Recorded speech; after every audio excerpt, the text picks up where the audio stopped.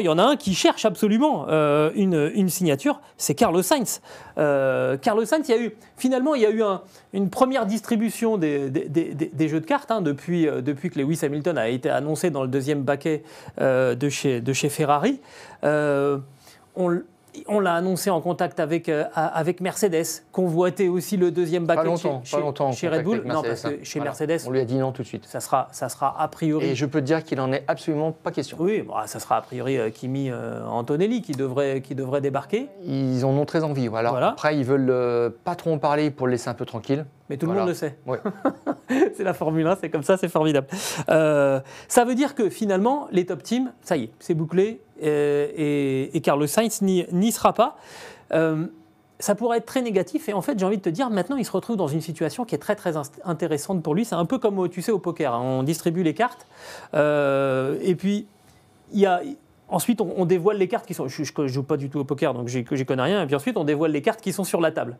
Et parfois, ton jeu, il n'est pas terrible quand tu as tes cartes dans les mains. Et puis quand on dévoile les cartes sur la table, là, d'un seul coup, tu te dis « Oh, j'ai une paire, j'ai un brelan ». Et c'est peut-être là, en fait, dans cette situation qu'est en ce moment Carlos Sainz. Parce que finalement, des pilotes qui restent sur le marché, il reste encore quelques volants, c'est lui le plus bankable, si on regarde. Oui, mais alors après, il va quand même faire un choix de deuxième ordre.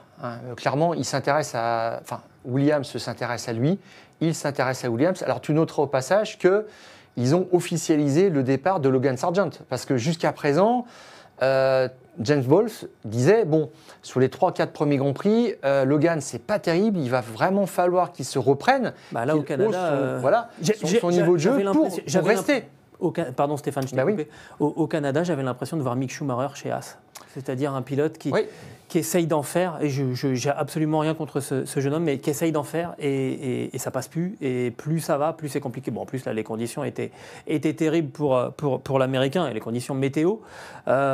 Donc, en fait, il y a clairement un baquet proposé par Williams à Carlos Sainz. Et le patron de Williams, James Wolfe, a dit qu'il voulait 2 pilotes de classe mondiale. Donc, on pense tout de suite à Carlos Sainz, évidemment. Et puis Sainz, il regarde de la grille. Les 3 premières équipes sont prises. Mercedes, on sait ce qui va en être. Aston Martin aussi. Et il y a quand même 2-3 écuries qui jouent les places 8 et 9 et 10. En ce moment, c'est Williams uniquement avec Albon. C'est Alpine avec Gasly et Ocon. Et puis, c'est Haas avec Hülkenberg. Ou éventuellement Magnussen. Donc lui, ce qu'il voit Sainz, c'est que quand même, s'il pilote la voiture d'Albon, il pourra prétendre à des top 6, 7, 8 dans des bons jours. Quand on voit ce que fait Albon, essayer de se valoriser. Il y a peut-être moyen de faire. En tout cas, depuis l'arrivée de James Wolfe, Williams a quand même fait un pas en avant et on se dit que derrière, c'est un gros fonds de pension canadien, d'ailleurs, je crois. Il y a des moyens.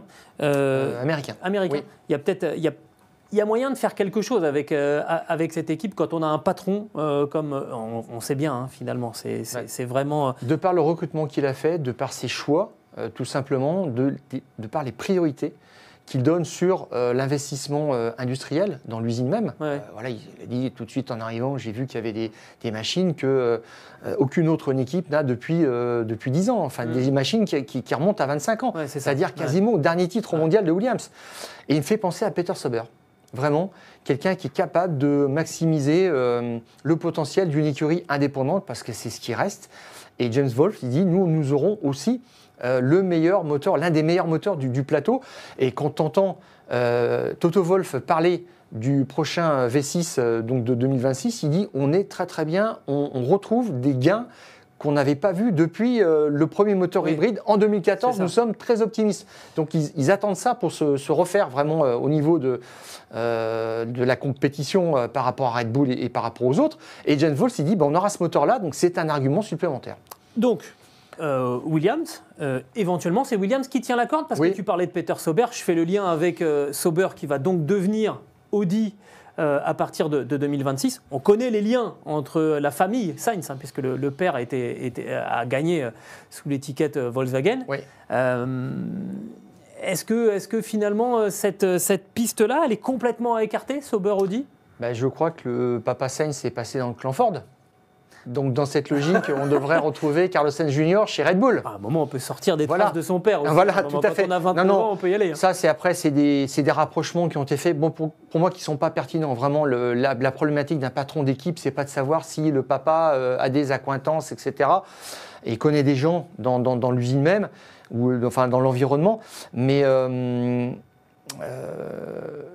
enfin, moi, ça me paraît évident que maintenant on parle là-dessus sur Williams. Pour toi, sur Williams, voilà, et que Sauber, ils ont un problème vraiment d'attractivité. C'est le moteur qui pose toujours question. Cette rumeur revient sans arrêt. Et puis, souviens-toi, quand Mattia Binotto avait été remercié de chez Ferrari, il avait fait une visite courtoise, polie, chez Audi, et il avait dit qu'il avait entendu des discours qui correspondent à des gens qui sont un peu fantaisistes, qui n'étaient pas au fait des réalités de la construction d'un moteur. Bon, donc ça se propage quand même dans le milieu, et ça reste. Et après, les pilotes n'ont pas tellement envie d'y aller. Audi a fait le coup de la deadline. Je le répète, il a 29 ans. Et Sainz a dit, votre deadline ne m'impressionne pas. Donc, Audi a fait une deuxième deadline. Et puis, il a dit, non. Voilà. Donc, et il va signer chez Williams. Point.